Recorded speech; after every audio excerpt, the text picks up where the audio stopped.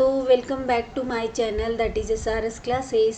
दोस्तों, आज की वीडियो मैंने नेचुरलिज्म एंड एजुकेशन पे बनाई है, जो कि मोस्ट इम्पॉर्टेंट टॉपिक है, जो BEd, MEd, TGT, PGT, UGC NET या फिर अगर आप ग्रेजुएशन एजुकेशन सब्जेक्ट से कर रहे हैं, पीजी एजुकेशन सब्जेक्ट से कर रहे हैं, तो ये आपके लिए मोस्ट इम्पॉर्टेंट टॉपिक होने वाला है। तो आज की वीडियो में हम समझेंगे नेचुरलिज्म क्या होता है, इसका उद्देश्य क्या होता है, शिक्षा में इसका यूटिलाइजेशन क्या है, इसका डिसिप्लिन क्या है, इसके कैरिकुलम कैसे होंगे और प्लस ये बच्चों को क्या सीख देता है। ठीक है दोस्तों, तो वीडियो शुरू करने से पहले मैं आप लोगों से कहना चाहूँगी कि यदि आपको मेरा वीडियो अच्छा लगता है तो प्लीज़ इसे लाइक करिए, सब्सक्राइब करिए और शेयर भी कर दीजिए। तो चलिए वीडियो को शुरू करते हैं। आइए समझते हैं सबसे पहले कि नेचुरलिज्म एक्चुअली होता क्या है। तो नेचुरलिज्म क्या है दोस्तों? नेचुरलिज्म की जो फिलॉसफी है और एजुकेशन में जो इसका यूटिलाइजेशन है, तो नेचुरलिज्म की फ़िलॉसफी कहती है कि नेचर इज़ एवरीथिंग, नेचर ही सब कुछ है, नेचर के अलावा कुछ भी नहीं है। नेचर को मैटेरियलिज्म के रूप में भी जाना गया है, इसे मैटेरियलिज्म के रूप में भी देखते हैं। और ये नेचुरलिज्म क्या कहता है कि man should investigate the truth of nature by scientific method with all his capacity and resourcefulness. क्या करना चाहिए आदमी को? जो सत्य का जो इन्वेस्टिगेशन है वो साइंटिफिक तरीके से करना चाहिए, अपने पूरे रिसोर्सफुलनेस से। ठीक है दोस्तों, it does not believe in sentimentalism, spiritualism and supernaturalism. देखिए दोस्तों, ये सेंटिमेंट को बिलीव नहीं करता है, ये स्पिरिचुअलिटी को नहीं बिलीव करता, अध्यात्म को नहीं बिलीव करता है, एंड सुपर नेचुरल चीज़ों को तो बिल्कुल नहीं बिलीव करता है। तो नेचर क्या बिलीव करता है? रियलिटीज़ को बिलीव करता है। एंड रियलिटीज़ किससे एसोसिएट करती है? रियलिटी नेचर से एसोसिएट करती है। ठीक है दोस्तों, चलिए अब इसका मीनिंग अगर समझना हो तो हम कैसे समझेंगे? नेचर क्या करता है? It emphasis on the nature in every field of education. Education के प्रत्येक फील्ड में ये नेचर को एसोसिएट करता है। It does not believe in existence of God, ये ईश्वर की अस्तित्व में विश्वास नहीं करता। और ये किसको इम्पोर्टेंस देता है?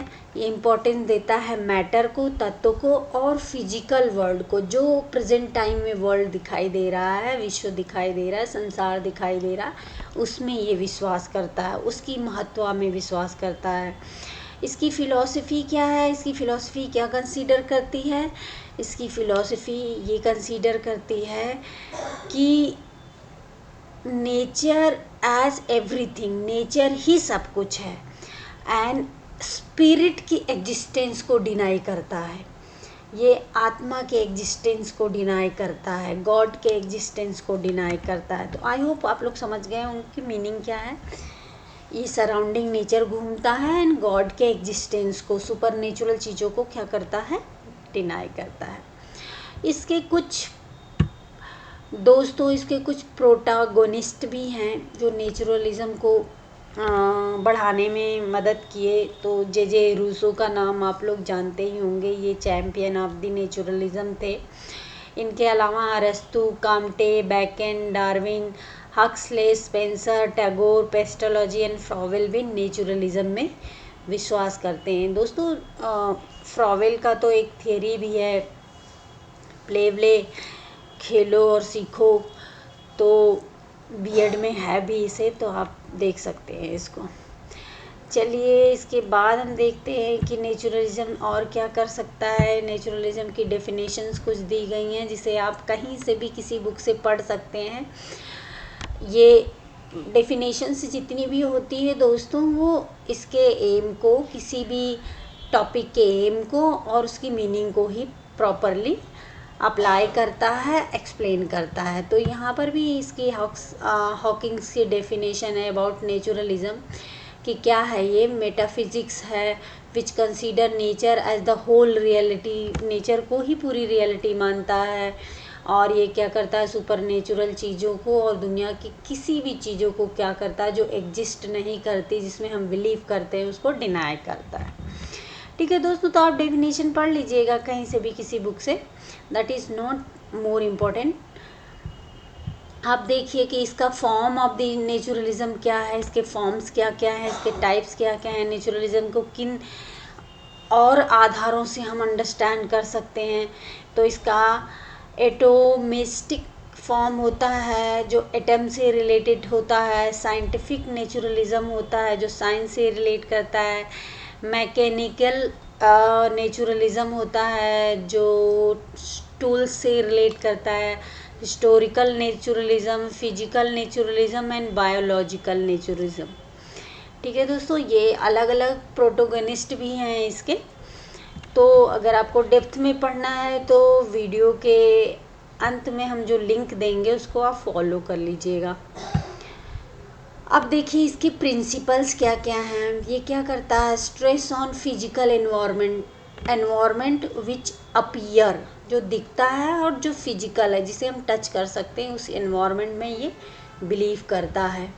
Universe is a huge machine, ये यूनिवर्स को ही, संसार को ही क्या मानता है, अच्छा मैकेनिज़्म मानता है। Man is also the part of this machine, और इंसान को इसका पार्ट मानता है। Reality can be truly analyse by nature science, reality सत्य जो यथार्थ है उसको नेचुरल साइंस से हम एनालाइज कर सकते हैं, हम देख सकते हैं। The present in the real life, man should try to make this life happy and comfortable, present में ही जीने पर जोर देता है, प्रेजेंट चीज़ें जो विजिबल है उसमें बिलीव करता है। Education in accordance with the nature of the child, education क्या है, चाइल्ड का जो है नेचर होता है, नेचर ही जो है एजुकेशन माना है इन्होंने बच्चे का। Man is the highest creature और animal according to his nature, तो अपने प्रकृति के अनुसार आदमी जो क्या होता है, एक प्रबुद्ध प्राणी है इस संसार का, नेचुरलिज्म फिलॉसफी का मानना है। So the essence of his life is animal instinct and not spiritually, तो spirituality is can not be the part of, ऐसा ये मानते थे कि स्पिरिचुअलिटी जो है पार्ट नहीं हो सकता मैन का। तो ये तो इनके प्रिंसिपल हैं, आप प्रिंसिपल देखेंगे तो आपको पता चल जाएगा। अब इनका उद्देश्य क्या था, एजुकेशन में ये कैसे यूटिलाइजेशन है इनका उद्देश्य क्या है ये देख लीजिए। The aim of education is according to Herbert Spencer जो मानते थे, to enable the individual to lead a complete life पूरी तरह से फुल्ली कंफर्टेबली जिए, यही नेचुरलिज्म का उद्देश्य है। वो कैसे जिएंगे, को स्पिरिचुअलिटी चीज़ों में बिलीव ना करें और रियलिटी को, यथार्थ को समझें। जैसे हम मानते हैं ना कि सुख दुख ब्रह्मांड में क्रिएट किया गया है, तो नहीं, ये बिलीव करते हैं कि जो हम करते हैं, जो हमारे सामने आता है, तो वही हमारा सुख दुख है, that is the which existence को ही मानते हैं ये। It is the general aim which comprises of 5 specific objective, इन्होंने 5 ऑब्जेक्टिव्स दिए हैं जो कि शिक्षा का उद्देश्य होना चाहिए।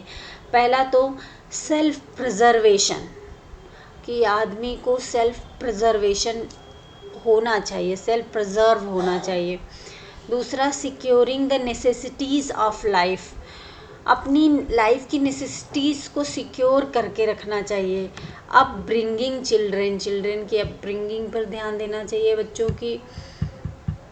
फिर क्या करना चाहिए, नेक्स्ट चीज़ें क्या हैं, अपब्रिंगिंग से ज़्यादा maintain of social and political relation, society और पॉलिटिकल रिलेशन को मेंटेन करना चाहिए। एन्जॉयमेंट ऑफ लेजर, और अपने खाली समय को भी एंजॉय करना चाहिए। It was the aim of philosophical education.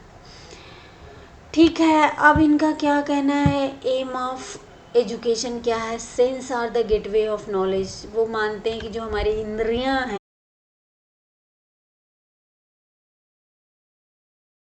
क्या है, फिर नेचुरलिज्म फिलॉसफी का एम ऑफ एजुकेशन है कि जो हमारे सेंसेस हैं, जो हमारे इंद्रियां हैं, वही गेटवे ऑफ नॉलेज हैं, वही हमारे नॉलेज का, ज्ञान का रास्ता खोलती हैं।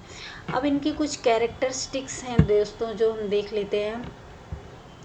ये कहते हैं बैक टू नेचर, मतलब नेचर में रूसो, ये तो स्टेटमेंट रूसो का है कि नेचर की गोद में रहो, बैक टू नेचर, नेचर के पास जाओ। नेगेटिव एजुकेशन, नेगेटिव एजुकेशन का मतलब यहाँ पर ये है कि जो भी रियलिटीज़ हैं ये इतना ज़्यादा हाइप पे हैं कि इट इज़ नॉट एक्सेप्टेबल। दूसरी चीज़ें ये हैं कि it is against bookish knowledge and verve. ये लोग क्या करते थे, ये बुकिश नॉलेज मतलब रीडिंग पर जोर देने में विश्वास नहीं करते थे, मेमोराइजेशन पे विश्वास नहीं करते थे, ये लोग प्रैक्टिकल चीज़ों को एक्सेप्ट करते थे। फ्रीडम ऑफ द चाइल्ड पे विश्वास करते थे, बच्चे को पूरी तरह से स्वतंत्रता मिलनी चाहिए। ठीक है दोस्तों। मटेरियल एजुकेशन, मटेरियलिस्टिक वर्ल्ड का ज्ञान होना चाहिए, साइंटिफिक वर्ल्ड का ज्ञान होना चाहिए। और यहाँ पर बता रहे हैं कि naturalism gives central position to the child in the educational process, मतलब बच्चे को ही सेंटर मान के। तो education should be child centric, इनका बिलीफ था। Education prepare the child for his future adult life. वो बताते हैं कि जो प्रैक्टिकल एजुकेशन है वो बच्चे को फ्यूचर लाइफ के लिए प्रिपेयर कर देती है। It gives emphasis on the training of senses as senses are the gateway of knowledge. जैसे मैंने बताया कि वो कहते हैं कि अपने इंद्रियों को जागरूक करिए, सेंसेस का उपयोग करिए। That means you should ready for the practical education rather than the bookish knowledge and other memorization, verbalization etc. ठीक है दोस्तों। Next one is naturalism and curriculum. Curriculum को कैसा बनाना चाहते थे या कैसा कैरिकुलम चाहते थे ये लोग naturalist do not advocate a fixed curriculum. वो कहते थे फिक्स्ड कैरिकुलम नहीं होना चाहिए, it should be change time by time या टाइम टू टाइम। ये क्या होना चाहिए, चेंज होना चाहिए। कैरिकुलम चाइल्ड सेंटर्ड होना चाहिए, बच्चे की रुचि के अनुसार कैरिकुलम होना चाहिए। स्किल्स को ये ज़्यादा महत्व देते थे और यूज़फुल एक्टिविटीज़ एजुकेशन में चाहते थे। जितने भी एजुकेशनिस्ट थे वो कहते थे स्किल डेवलपमेंट होना चाहिए, जो कि आज हमारी एनईपी की डिमांड है। एंड एजुकेशनल एक्टिविटीज़ होती रहनी चाहिए। बच्चे का फिजिकल एजुकेशन पर भी ध्यान होना चाहिए। पूरी तरह से बच्चा तभी प्रैक्टिकल नॉलेज पे फोकस कर पाएगा जब वो फिजिकली डेवलप होगा। अगर फिजिकली डेवलप नहीं है, उसकी हेल्थ सही नहीं है, तो उसे कोई भी कैरिकुलम आप दीजिए वो उसमें चेस नहीं कर पाएगा। ठीक है दोस्तों। तो ये लोग physical education, health training and home science को ज़्यादा प्रेफर करते थे। Literacy subject as useful and give no place in the curriculum. Literacy subject को लिटरेसी सब्जेक्ट को यूजलेस बताते थे लोग और कैरिकुलम में कोई जगह नहीं दी। Literacy subject in the sense कि like your reading, math, science. Math को तो इम्पोर्टेंस देते थे लोग। लिटरेचर की जितनी भी सब्जेक्ट हैं, मैथ, साइंस, जो रट्टा मारने वाले सब्जेक्ट्स हैं उससे ये पूरी तरह से बचना चाहते थे। ये games, sports, physical, culture, biology, physics, nature study, language, history, geography and other allied subject को क्या देते थे, कैरिकुलम का हिस्सा होना चाहिए, ऐसा ये मानते थे। ठीक है दोस्तों। तो अब हम क्या बता रहे थे आपको,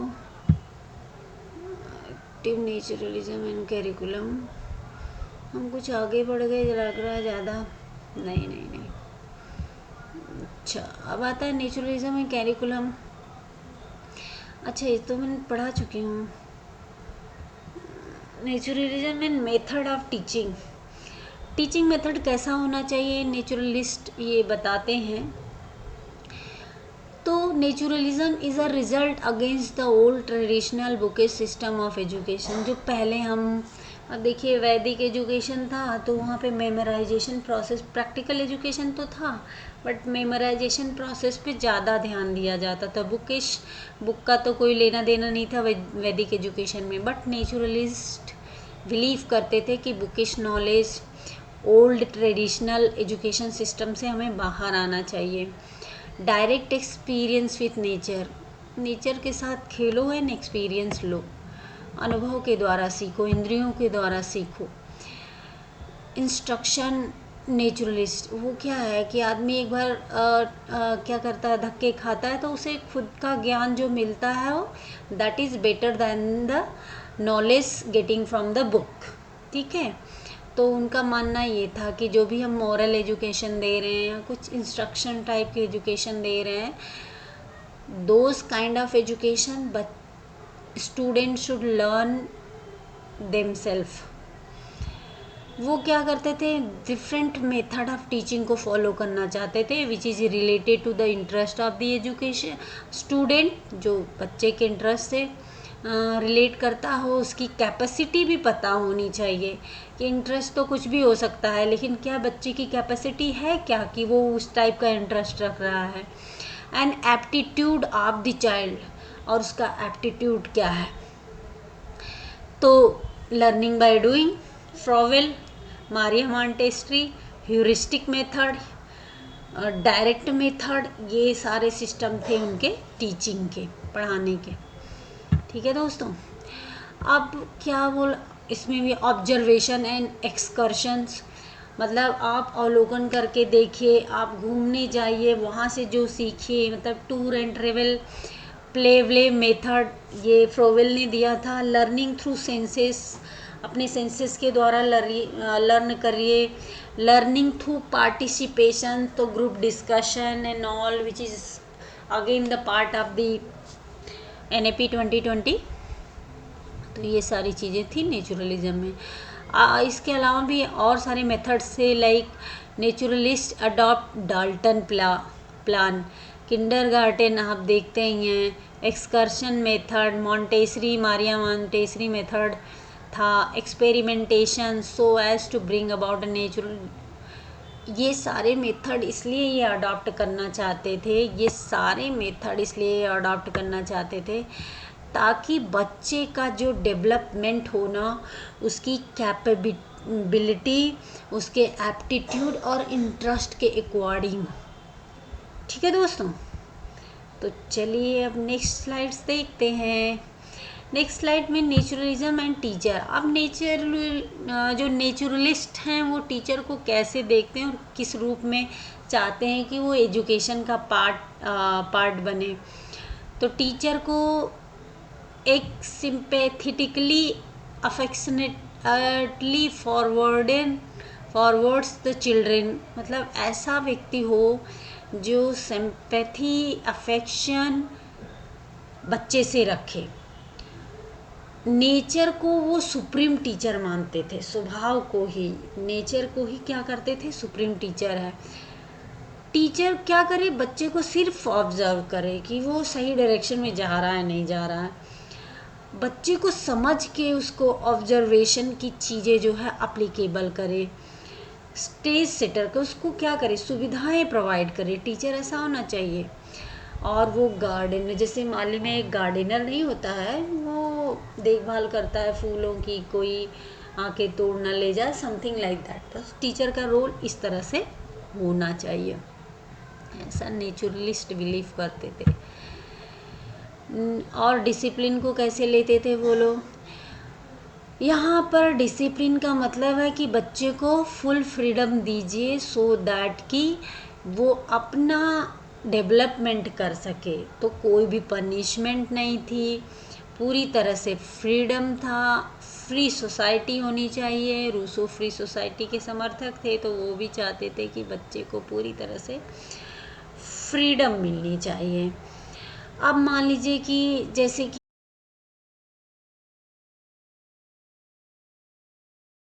जान लीजिए कि नेचुरलिज्म जैसे मान लीजिए विश्वास करते हैं कि knowledge of good and bad बच्चे को खुद ही पता कर लेगा, वो एज्यूम कर लेगा जब वो सफ़र करेगा, गलतियां करेगा, राइट और रॉन्ग को, प्लेजर और पेन को क्या करेगा, वो अंडरस्टैंड कर लेगा। इसलिए अगर हम उसको उसके एक्शन के लिए पनिश करते हैं या रिवार्ड करते हैं तो फिर वो चीज़ों को नहीं अंडरस्टैंड कर पाएगा, राइट रॉन्ग चीज़ों को अंडरस्टैंड नहीं कर पाएगा, ऐसा ये लोग मानते थे।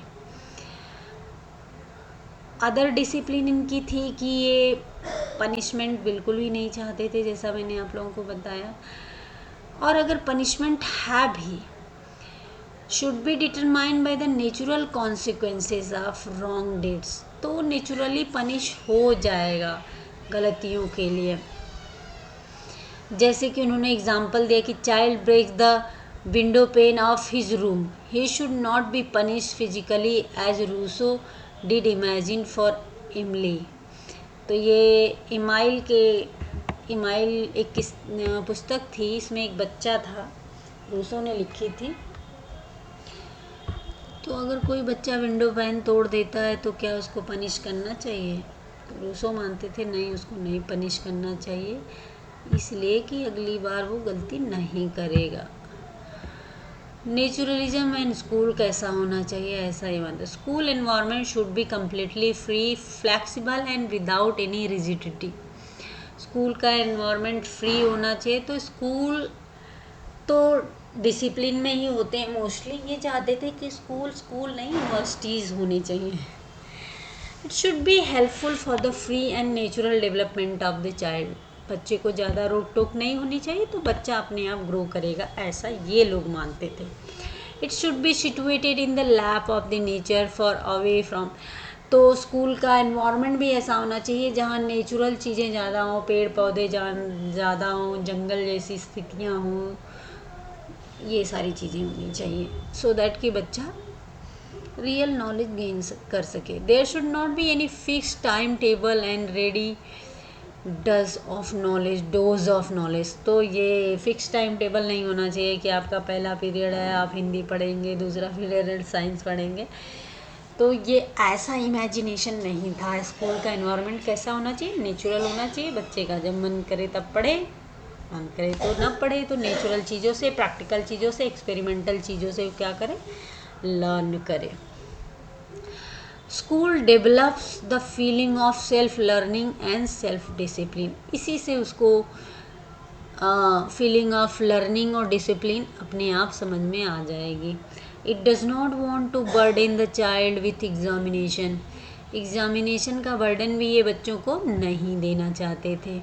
There should be no provision for punishment, अगर बच्चा फेल होता है या बच्चा कम मार्क्स लाता है तो उसके लिए फेल जैसी कोई पनिशमेंट नहीं होनी चाहिए, ऐसा ये लोग विश्वास करते थे। अब देखिए इनकी लिमिटेशंस क्या क्या थी। इनकी लिमिटेशंस थी कि naturalist does not offer definite aim of education. इनकी सबसे बड़ी कमियां यही थी कि कोई निश्चित उद्देश्य एजुकेशन का ये बता नहीं पाए। इन्होंने बुक को निगलेक्ट कर दिया। और आप जानते ही हैं कि बुक तो ट्रेजर ऑफ द नॉलेज होती है और प्रिंटेड मटेरियल होती है। Sometimes when we speak the word, जब भी हम कोई शब्द बोलते हैं तो दोबारा 2 घंटे बाद same sentence as it is याद नहीं रहता है। तो it is the book which help us, वही है जो हमें मदद करती है किसी भी कॉन्सेप्ट को क्लियर करने के लिए। अब नेचुरलिस्ट क्या करते थे, does not give due importance to the moral and spiritual development of child. Moral spiritual development को पूरी तरह से ये डिनाई करते थे। Naturalism assign very little importance to the teacher in educative process. Education process का टीचर एक महत्वपूर्ण लिंक होता है और ये उसके इम्पोर्टेंस को बिल्कुल स्मॉल कर देते, ड्यू कर देते। तो that is the negative point of naturalism. ठीक है, इनकी मेरिट्स क्या क्या थी आइए देख लेते हैं, इससे क्या फ़ायदा मिलेगा आपको। या भी किसी स्कूल को, किसी बच्चे को या कैरिकुलम को, तो ये बच्चे को मोस्ट इम्पॉर्टेंट थिंग मानते थे, सबसे आगे रखते थे एजुकेशन प्रोसेस में, और ये चाहते थे कि बच्चे को ऐसा ट्रीट किया जाए कि वो एज एन अडल्ट डेवलप हो, child good and pure at the term of the birth. क्यों? क्योंकि बच्चा बर्थ से अच्छा और प्योर पैदा होता है।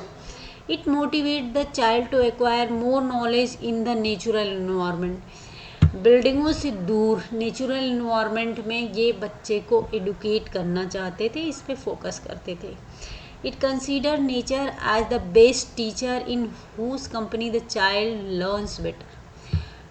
जो मेन टीचर होते हैं, जो मान लो ह्यूमन बीइंग होते हैं, उसको प्रायोरिटी न देते हुए बल्कि ये नेचर को ही बेस्ट टीचर मानते थे।